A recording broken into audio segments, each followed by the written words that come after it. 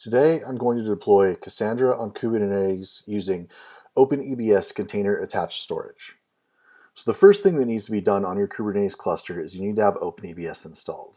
If you haven't done this already, you can go to the OpenEBS documentation and follow the install guide.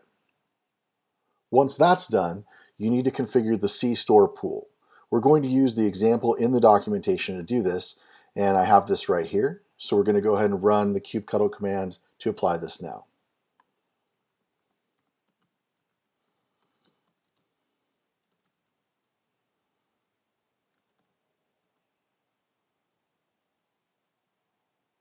With that done, the next thing we need to do is we need to create the storage class.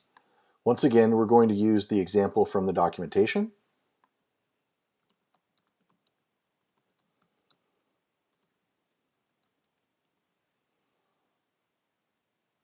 With both of these things done, we can now deploy Cassandra.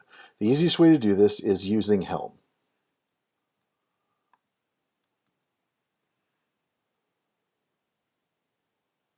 Now that Cassandra is deployed on our Kubernetes cluster, we're going to want to connect up our cluster to Maya Online.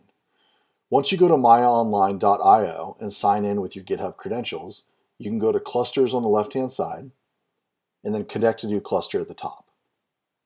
Name your cluster something that works for you. Click Connect, and copy the kubectl command. You want to go ahead and run that, and then wait for your cluster to connect up to Maya Online. Now that our cluster is connected, we wait a moment more until some of the details show up on the dashboard. Now the data is showing up on the dashboard, what we'll want to do is click Topology over on the left-hand side.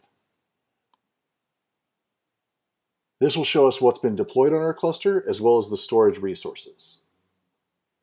So here we can see that Cassandra has been deployed, and underneath it are the persistent volumes.